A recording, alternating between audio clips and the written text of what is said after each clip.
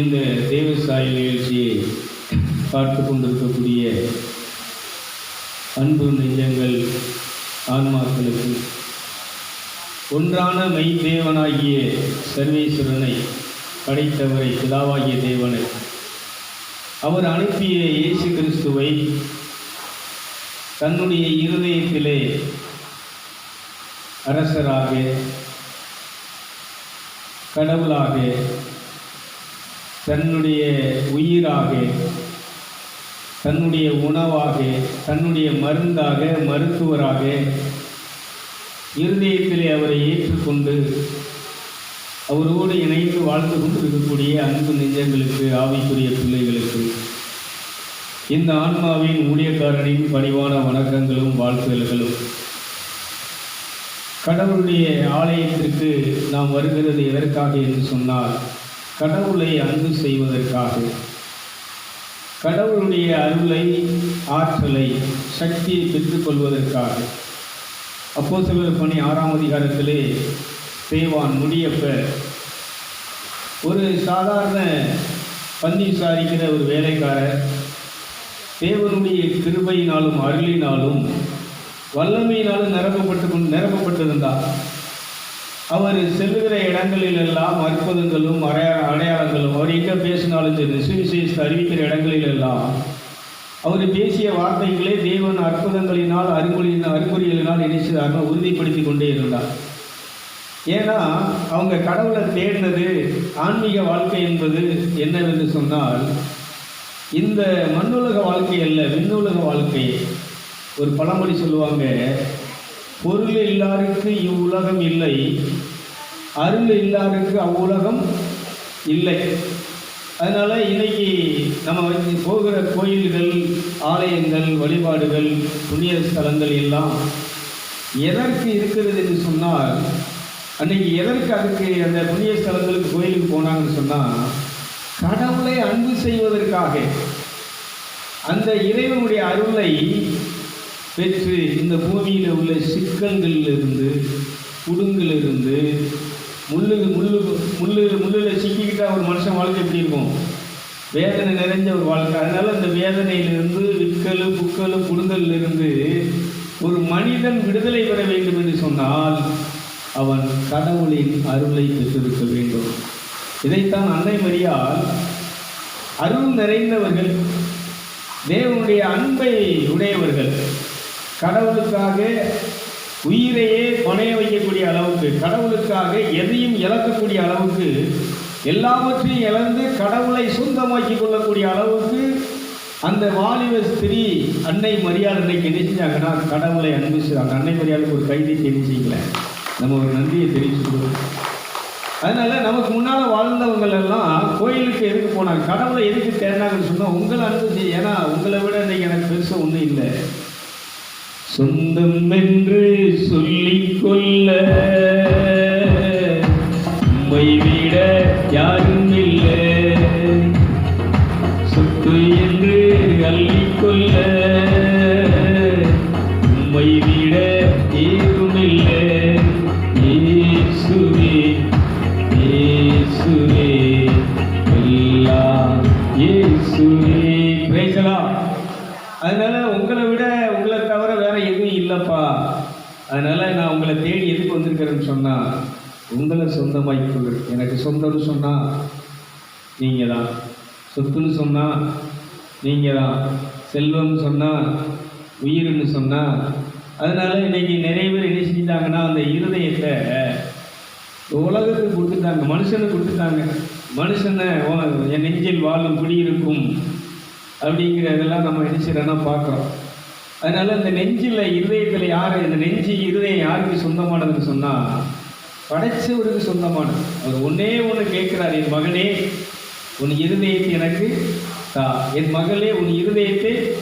கடவுள் வாசம் பண்ணுகிற ஒரு பீடம் எதுன்னு சொன்னால் நம்முடைய இருதயம். அதனால் இன்னைக்கு பார்க்க போகிற ஆன்மா என்பது கடவுளுடைய தோட்டம். இதை இயேசு அழகாக சொல்லுவார். யோவான் 15 நானே மெய்யான திராட்சை செடியின் பிதா, திராட்சை தோட்டக்காரர். கைத்துங்கள் அவருக்கு, அவர் தான் தோட்டக்காரர். அதனால நம்ம ஆன்மா என்பது கடவுளுடைய தோட்டம். இந்த தோட்டத்துல தேவன் என்ன செய்றாருன்னா தன்னுடைய விதையை விதைத்து ஊனி அது மிகுந்த கனிகளை கொடுக்கும்படி தன்னுடைய சாயலை, தன்மையை, பாவனையை, தோற்றத்தை இந்த உலகத்திலே மனிதன் கொடுக்கும்படி, கனி கொடுக்கும்படி, மிகுந்த கனிகளை கொடுக்கும்படி, அவருடைய ஆற்றலை, சக்தியை இந்த உலகத்தில் பயன்படுத்தி தீய சக்திகளை அழித்து, தீமைகளை அழித்து நன்மை செய்யும்படி, நற்செயல்களை செய்வதற்காக தேவன் உங்களையும் என்னையும் படைத்திருக்கிறார். அதனால இன்னைக்கு நடக்கக்கூடிய ஜெப வழிபாடுகள், கோயிலில் நடக்கக்கூடிய சடங்காச்சாரங்கள், சம்பிரதாயங்கள் எல்லாம் ஒரு ஆரம்ப நிலை, தொடக்க நிலை. அதனால இதுக்கு அடுத்த நிலையை நம்ம இன்னைக்கு என்ன செய்ய போறோம்னா பார்க்க போறோம். இதை நீங்க பார்த்தீங்கன்னா எபிரேயர்கள் திருமுகம் 6வது அதிகாரம் முதல் 2 வசனங்களை வாசித்தீங்கன்னா, எபிரேயர் 6வது அதிகாரம் 1-2 வசனங்களை நீங்க வாசித்தீங்கன்னா அதுல அழகாய் சொல்லுவார். இது ஆகையால் கிறிஸ்துவை பற்றி சொல்லிய மூல உபதேசங்களை நாம் விட்டு நல்லா கவனிச்சுக்கணும், செத்த கிரியைகளுக்கு நீங்களாகும் மனம் திரும்புதல், தேவன் பேரில் வைக்கும் விசுவாசம், ஞானஸ்நானத்துக்கு அடுத்த உபதேசம், கையில் வைக்குதல், ஜெபம் பண்ணுதல், மரித்தோரை உயிர்த்தெழுதல், நித்திய நியாய தீர்ப்பு என்பவைகளாகிய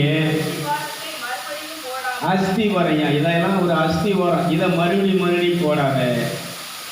இன்னைக்கு எல்லா கோயிலில் இருக்கக்கூடிய மதத்தில் இருக்கிறவங்கள்ட்டையும் கேட்டால், நாங்கள் இந்த சர்ச்சில், இந்த சபையில் ஞானஸ்நானம் எடுத்து, உறுதி பூசல் எடுத்து, இந்த இதில் நாங்கள் மெம்பராக இருக்கிறோம், இதில் இந்த கோயிலுக்கு நாங்கள் வாரம் என்ன செய்வோம், திருவிழாவுக்கு போகிறோம், நாங்கள் தான் அதுக்கு என்ன செய்கிறோம், அதை பண்ணுறோம், இதை பண்ணுறோம், கோபுரத்தை கட்டுறோம், கோயிலை கட்டுறோம், அந்த கோயிலுக்கு அதை செஞ்சோம், இதை செஞ்சோம். இதெல்லாம் சொல்கிறாரு. இது ஒரு பேசிக், ஒரு அடிப்படையான ஒரு விஷயங்கள், ஒரு ஆரம்ப நிலை.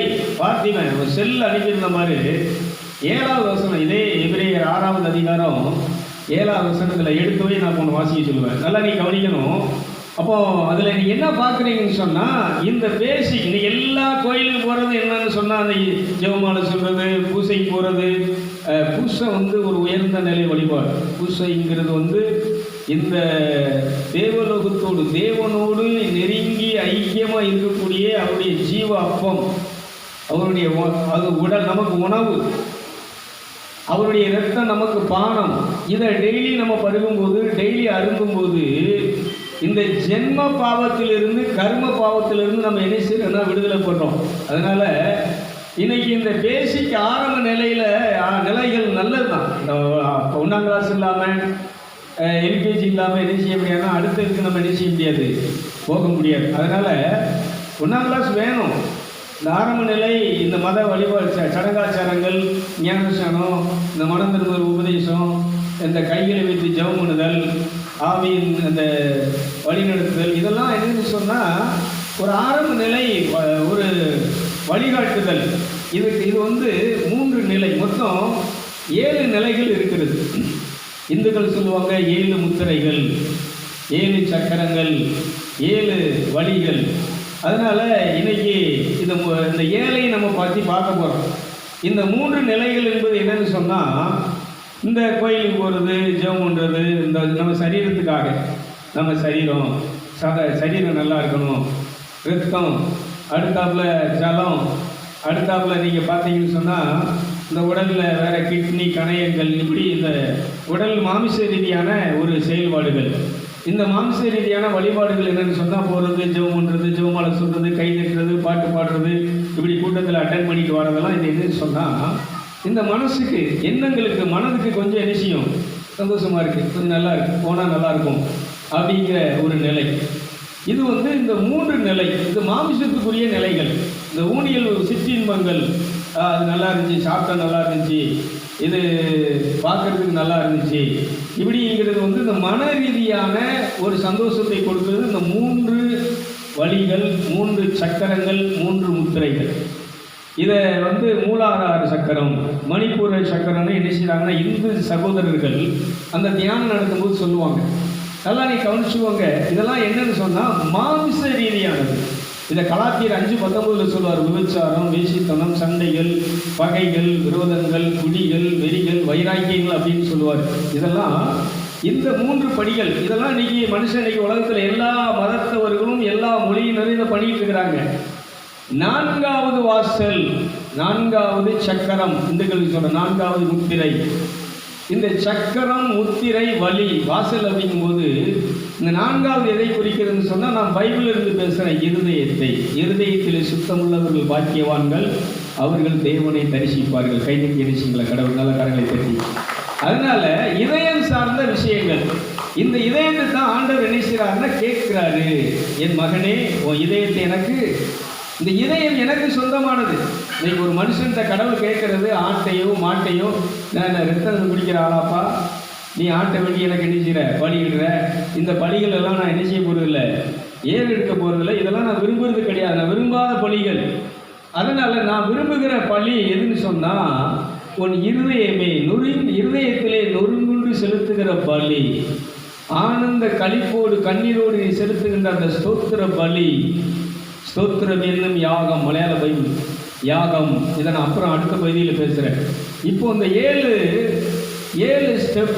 இதை ஒரு மனிதன் ஆன்மீகத்தில் ஒரு உயர்ந்த நிலையில் இருக்கக்கூடிய வழி இந்த 5வது வழியிலிருந்து 6, 7 இந்த 3 வழிகள். 4, 5, 6, 7 இந்த 4 சக்கரங்கள், 4 முத்திரைகள், 4 வழிகள். ஏன்னா இந்து சகோதரர்கள் முத்திரையை பற்றி பேசுவாங்க, சக்கரத்தை பற்றி பேசுவாங்க. மூலாதார சக்கரம், சுவாதிசன சக்கரம், மணிப்பூர சக்கரம், இப்படி இவங்க நினைச்சுவாங்கன்னா 7 சக்கரங்களை பேசுகிறாங்க. இந்த சக்கரத்தினுடைய தன்மைங்கிறது உள்ளதான் இருக்கு. அதான் சொல்கிறேன், 4வது நீ சொல்லக்கூடிய சக்கரம், முத்திரை எதுன்னு சொன்னால் பைபிள் பிரகாரம் வழி. இது என்னன்னு சொன்னால் இருதயம். இந்த இருதயத்தை சுத்தமாக வச்சுக்கும் போது இப்போ தான் இவன் என்ன செய்கிறாங்கன்னா, ஒளியின் உடலை பெறுகிறான், ஞான உடலை பெறுகிறான். தெய்வீகத்தினுடைய மகத்துவங்கள், தெய்வீகத்தினுடைய வாசனைகள், அந்த மேலுலகத்தோடு உள்ள உறவு, தொடர்பு, நட்பு எப்போ உண்டாகுன்னு சொன்னால், 4வது சக்கரமாகிய முத்திரையாகிய இந்த வழியாகிய இருதயத்திலே தான் ஸ்டார்ட் ஆகுது. இந்த இருதயத்திலிருந்து ஒரு மனுஷன் தேவனை நோக்கி கூப்பிடும்போது அதற்கு தேவன் உடனே பதிலளிக்கிறார். கைதுக்கிழமை போகும். உங்கள் இருதயத்தினுடைய நினைவுகளை அவர் என்ன செய்கிறார்? சங்கீதக்காரர் நிறைவேற்றுகிறார். அதனால இன்னைக்கு எல்லாரும் வாயில் இருந்தாலும் சொல்கிறோம், வாயில் இன்னைக்கு எல்லாம் பண்ணுறோம், ஜெபம் பண்ணுறோம், ஜெபமால சொல்கிறோம், பிரார்த்தனைகள் பண்ணுறோம். இன்னும் மற்ற இந்து சகோதரர்கள் என்ன உதட்டில் வாயில் என்ன செஞ்சுட்டு இருக்கிறாங்க, கடவுளே எங்களை காப்பாற்று, முருகா எங்களை காப்பாற்று, இப்படி என்ன செய்யறாங்க. அவங்களுக்கு தெரிஞ்ச குல தெய்வங்களை அவங்க என்ன செய்கிறாங்கன்னா சொல்லி வழிபட்டு இருக்கிறாங்க. பேசி எல்லா வழிபாடுகளுமே வழிபாடுகள் தான். இது அந்த வழிபாடு நல்ல வழிபாடு, இந்த வழிபாடு கெட்ட வழிபாடுகள்லாம் இங்கே சொல்ல முடியாது. ஏன்னா எல்லாருமே எதுக்கு போகிறாங்கன்னு சொன்னால், எங்களுக்கு அந்த தந்துட மாட்டேயா, சொத்தை தந்துட மாட்டேயா, வீட்டை தந்துட மாட்டேயா, சுகத்தை தந்துட மாட்டேயா, வேலையை தந்துட மாட்டேயா, பணத்தை தந்துட மாட்டேயா அப்படின்னு தான் எல்லாரும் எங்கே போகிறாங்க, கோயிலுக்கு சாமியை கூட போகிறாங்க. இதான் பேசி. இது இந்த 3 சக்கரங்கள், இந்த 3 வழிகள், இந்த 3 நிலைகள். இந்த 3 நிலைகளில் உள்ளவங்க பூரா எதில் இருப்பாங்கன்னா இதில் தான் இருப்பாங்க. எல்லாரும் இதில் தான் இருக்கிறாங்க. ஆனால் இதை தாண்டி 4வது வாசல், 4வது படி, 4வது முத்திரை, 4வது சக்கரம். மறுபடியும் சொல்கிறேன், இந்த சகோதரர்கள் என்ன செஞ்சுட்டு இருக்கிறாங்கன்னா, ஆன்மா செத்து கிடக்கு, ஆன்மா சாபத்தில் கிடக்கு, ஆன்மா பாவத்தில் கிடக்கு. எப்படியா உன் சக்கரங்கள் என்ன செய்யும்? ஓப்பன் ஆகும். இந்த குண்டலினி யோகா பயிற்சி இதை என்ன செஞ்சுட்டு இருக்கிறாங்க இந்து சகோதரர்கள்? ரொம்ப கஷ்டப்பட்டு பண்ணிட்டு இருக்கிறாங்க. ரொம்ப இதுக்கு பணத்தை செலவிடுறாங்க, நேரத்தை செலவிடுறாங்க. ஒரு வாரம் இதிலே உட்கார்ந்துருக்கிறாங்க.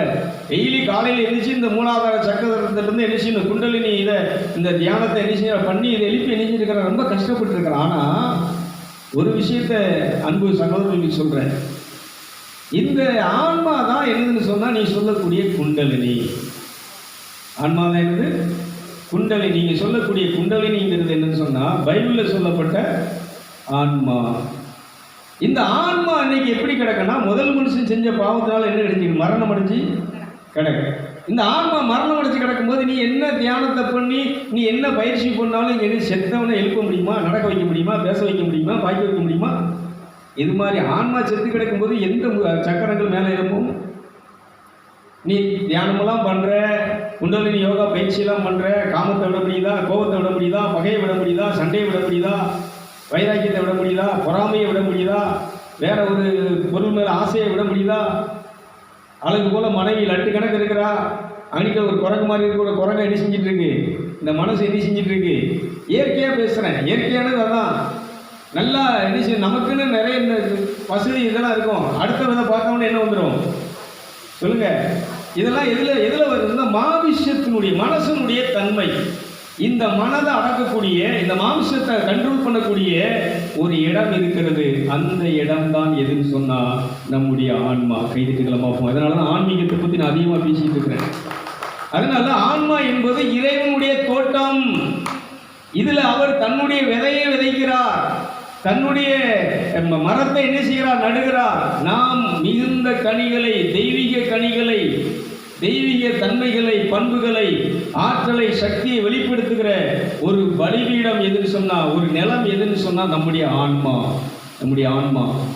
அதனால இந்த ஆன்மாவை இன்னைக்கு உயிரோடு எழுப்பணும்னு சொன்னா, உயிர்ப்பிக்கணும்னு சொன்னா, இந்த 4வது இடத்துக்கு என்ன செய்யணும், வாசல் முத்திரையை நீ என்ன செய்யணும்னா முதல்ல கவனிக்கணும்.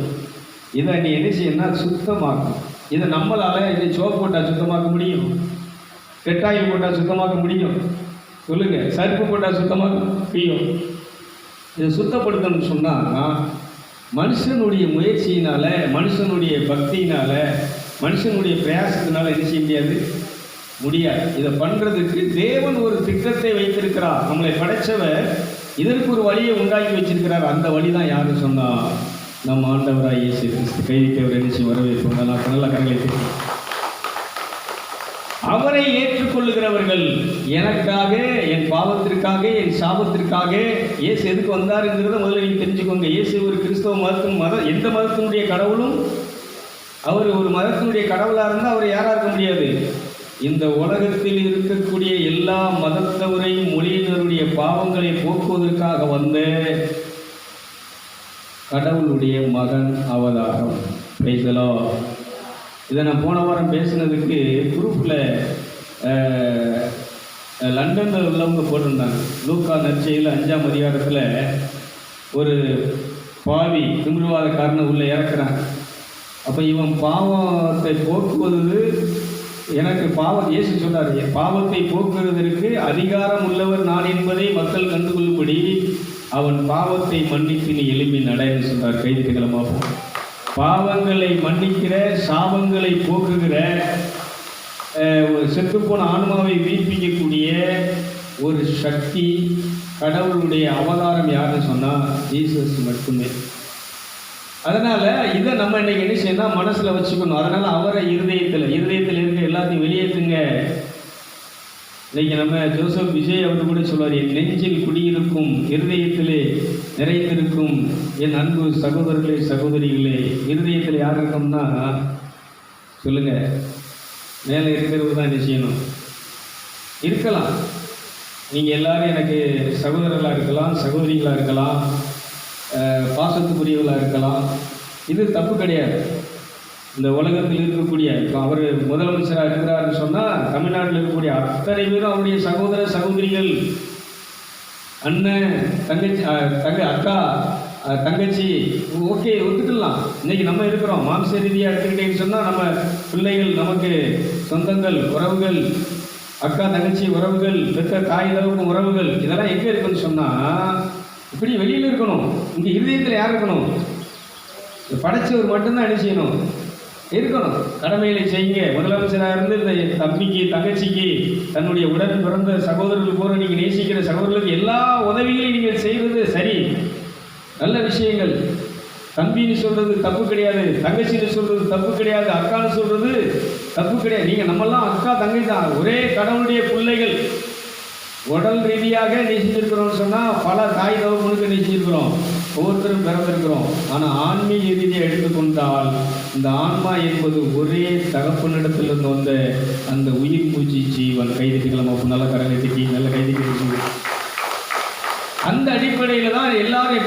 சொன்னா, இதைத்தான் நானும் இந்த இதில் எழுதுகிறேன். தேவனை ஒன்றான மெய் தேவனாகிய உம்மையும் நீர் அனுப்பின இயேசு கிறிஸ்துவையும் தன் இருதயத்திலே இரட்சகராக, மீட்பராக, கடவுளாக, சொத்தாக, உயிராக நினைக்கிற அன்பு உள்ளங்கள் தான் ஆன்மீகவாதிகள், ஆவிக்குரிய பிள்ளைகள். அதனால இந்த இருதயத்தை தான் யாரு கேட்கிறான்னா, இருதயம் யாருக்கு சொந்தமாகுன்னு சொன்னா கடவுளுக்கு, படைச்சவருக்கு சொந்தமாக வேண்டும். இருதயத்தில் இன்னைக்கு பணத்தை வச்சிருக்கிறோம், செல்வத்தை வச்சிருக்கிறோம், பொருளை வச்சிருக்கிறோம், உலகத்தினுடைய கவர்ச்சிகளை, மாயைகள் இணைஞ்சிருக்கதான் வச்சிருக்கிறோம். இதெல்லாம் என்ன செய்யணும்? வேண்டாம். இப்போ இது ஒரே ஒரு மனம் திரும்புதல்லாம் என்ன சொன்னால், இது வரைக்கும் எல்லாத்தையும் அதை வச்சுருந்தேன், இதயத்தை இதெல்லாம் எனக்கு வேண்டாம். யார் எனக்கு பெருசு? எனக்கு உயிரை கொடுத்த தெய்வம் பெருசு, ஏசு. நீங்கள் மட்டும் எனக்கு போதும்பா. அதான் சொந்தம் இருந்து இவங்கெல்லாம் நான் கேட்குறேன். மனைவியாக இருக்கட்டும் எத்தனை நாளைக்கு நம்ம கூட இருப்பாங்க? புருஷனாக இருக்கட்டும் எத்தனை நாளைக்கு நம்ம கூட இருப்பாங்க? பிள்ளைகளாக இருக்கட்டும் எத்தனை நாளைக்கு கூட இருப்பாங்க? தாய் தாப்பனாக இருக்கட்டும் எத்தனை நாளைக்கு கூட இருப்பாங்க? சொல்லுங்களேன். நிரந்தரமாயா? நிரந்தரமானது இல்லை. இந்த உலகத்தில் இருக்கக்கூடிய எல்லாமே நிரந்தரமானது, நிலையானது கிடையாது. நிரந்தரமானது, நிலையானது ஒன்று இருக்குன்னு சொன்னா அதுதான் நம்மளை படைத்த தெய்வம், நமக்குள் இருக்கக்கூடிய ஜீவன், ஆன்மா. கைதிகளமா கொண்டாடலாம். சரி, இப்போ இந்த ஆன்மாவை பற்றி நம்ம இன்னைக்கு பார்க்குறோம். ஆன்மானா என்ன? அது ஒரு ஒளி உடல். இது கிறிஸ்தவங்க அப்படின்லாம் சொல்ல முடியாது. வள்ளலார் இருக்கிறாரு, அவர் ஒரு ஹிந்து மதத்தினுடைய ஒரு ஞானி குரு. இந்த வள்ளலார் எடுத்துக்கிட்டீங்கன்னா ஒளி உடல், ஒளி உடலோடு அவர் என்ன செய்கிறாரு? மேலே எழுதி என்ன செய்கிறார்? ஆன்மா என்ன செய்யுது? விண்ணுலகத்துக்கு போகுது. விவேகானந்தர் எடுத்துக்கோங்க, ஸ்ரீ ராமகிருஷ்ணர் எடுத்துக்கோங்க, இவங்கெல்லாம் இந்த ஒளி, ஆன்மா என்பது ஒளி உடல், ஞான உடல். இந்த ஞான உடல் இந்த கடவுளை படைச்சவரை மட்டும் என்ன செய்யறதுனா வழிபடக்கூடியது, வணங்கக்கூடியது, அவருடைய வார்த்தைக்கு கீழ்ப்படிந்து வாழக்கூடியது. அவங்க இந்த நம்மளை மாதிரி சொத்து, சுகம், வீடு, புருஷன், பொண்டாட்டி, அக்கா, தங்கச்சி இப்படியெல்லாம் என்ன செய்ய மாட்டாங்க. ராமகிருஷ்ணன் எடுத்துக்கிட்டீங்கன்னு சொன்னால் அவர் என்ன செய்வார்? தன்னுடைய மனைவியை தங்கச்சியாக பார்க்குறார். இதே விவேகானந்த இவங்களை எடுத்துக்கோங்க, இவங்கெல்லாம் என்ன செஞ்சாங்கன்னா மனைவியையும் கூட பிறந்த சகோதரியாக பார்க்கக்கூடிய மனைவிகள் உள்ளவங்க. ஸ்ரீராமர் எடுத்துக்கிட்டிங்கன்னா 14 வருஷம் வனவாசத்தில் சீதையை வச்சுருந்தார், அழகான பெண். ஆனால் எந்த விதமான தவறான நோக்கங்கள் இல்லை. யாரை பார்த்துருந்தாரு? ஒரு சகோதரியை போல, ஒரு தாயை போல என்ன செய்யாங்கன்னா வாழ்வித்து. ஏன்னா இது ஆன்மீகம். ஆன்மீகத்தில் என்ன இருக்குன்னு சொன்னால் ஒரு தெய்வீகமான இறைவனோடு உறவாடக்கூடிய ஒரு தெய்வீக ஒரு அம்சம் இருக்குது. அதனால இருந்தாங்க, மனைவி குடும்பமாக இருந்தாங்க. ஆனால் என்ன எப்படி வாழ்ந்தாங்கன்னா 2 பேரும் சேர்ந்து இறைவனை தன் இருதயத்திலே வைத்திருந்தார். அப்போ அந்த இருதயங்கிறது 4வது அந்த சக்கரம், 4வது முத்திரை, 4வது வாசல். இந்த 4வது வாசல் சரியாக இருந்துச்சுன்னு சொன்னால் இருதயத்திலிருந்து வழிபட ஆரம்பிப்பது, இருதயத்திலிருந்து தேவனை என்ன செய்ய ஆரம்பிப்பது? கூப்பிட ஆரம்பிப்பது. இப்படி இருதயத்திலிருந்து நாம் தேவனை கூப்பிடும்போது, இருதயத்திலிருந்து தேவனோடு உறவாடும் போது இந்த உறவு என்ன சொன்னால் ஆன்மீக உறவு. கடவுளோட உறவாடணும்னா ஆன்மாவில் தான் இருதயத்திலிருந்து என்ன செய்ய முடியும்? உறவாட முடியும். அதனால தான் கேட்குறாரு, இருதயத்தை கேட்க. இருதயத்தில் இன்றைக்கி நாம் எப்படி நட்பு கொள்கிறோமோ, உறவு கொள்கிறோமோ, இதே போல் என்ன செய்யணும்? கடவுளோடு உறவு கொள்ள முடியும். எப்பவும் அவர்கிட்ட பேச முடியும், அவர் பதிலை கேட்க முடியும், அவரை பார்க்க முடியும், அவரை தரிசிக்க முடியும். இந்த 5 புலன்களையும் அடக்கி மனம் அடங்கினால், மனம் அடங்கும் போது, 5 புலன்களும் அடங்கி மனம் அடங்கும் போது நாம் ஒரு பரவச நிலைக்கு போகிறோம், ஒரு மௌன நிலைக்கு போகிறோம், ஒரு செத்த நிலைக்கு போகிறோம். அந்த பாருங்க, அந்த ஒரு நிலை போயிட்டு பாருங்க, அப்படியே போயிட்டு இருக்கு பாருங்க, எல்லாரும் போயிட்டு செத்த நிலை போயிட்டா என்ன பேசுறதுலாம் என்ன செய்யாது, என்ன நடக்குது என்ன செய்யாது. இது இந்த நிலை, இது செத்த நிலை, இது மௌன நிலை, மயக்க நிலை.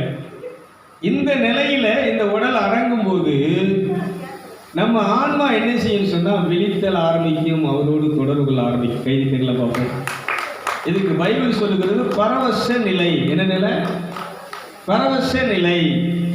இதை அவங்க வள்ளலார் சொல்றாரு. இந்த மௌன நிலையில, பரவச நிலையில இந்த ஆன்மா என்ன செய்யும்னா இறைவனோடு என்ன செய்யும்? தொடர்பு கொள்ள, உறவு கொள்ளும். ஆன்மா என்பது தேவனுடைய தோப்பு, தோட்டம், நிலம். இதில் நம்ம என்ன செய்யணும் சொன்னால் சஞ்சரிக்கணும். இதில் என்ன செய்யணும்? இறைவனோடு என்ன செய்யணும்? உறவு கொள்கிற ஒரு நிலையை நம்ம என்ன செய்யறோம்னா பார்க்கலாம். அதனால் ஆன்மீக வாழ்க்கை என்பது, ஆவிக்குரிய வாழ்க்கை என்பது ஒரு உன்னதமான ஒரு வாழ்க்கை. பிரைஸ்லா நல்ல சத்தமாக சொல்லுங்களேன். அப்போ இந்த நிலையை அடைய இந்த இருதயத்தை முதல்ல என்ன செய்யணும், இருதயத்தில் வழிபடக்கூடிய அந்த வாழ்க்கை முறையை நம்ம சரி பண்ணணும். முதல் சொல்றாரு எபிரேயர் 6ஆம் அதிகாரத்தில் 1-2 வசனம் அழகாக சொல்லுது. இன்னைக்கு இருக்கக்கூடிய மனம் திரும்புதல், ஞானம், ஜெபம் பண்ணுதல், கைகளை வைத்தல், மற்ற இந்த மத ரீதியான எல்லா மதத்தையும் தான் சொல்கிறேன், எல்லா மத ரீதியான சடங்குகளும் இது ஒரு ஆரம்ப நிலை, தொடக்க நிலை. அதுக்கு அடுத்த வசனம் சொல்லுகிறது, நாம் முதிர்நிலைக்கு என்ன செய்வோம், கடந்து செல்வோம். இப்போ மாற்றி அதை எடுத்துருக்கேப்பா, அதை பார்ப்போம்.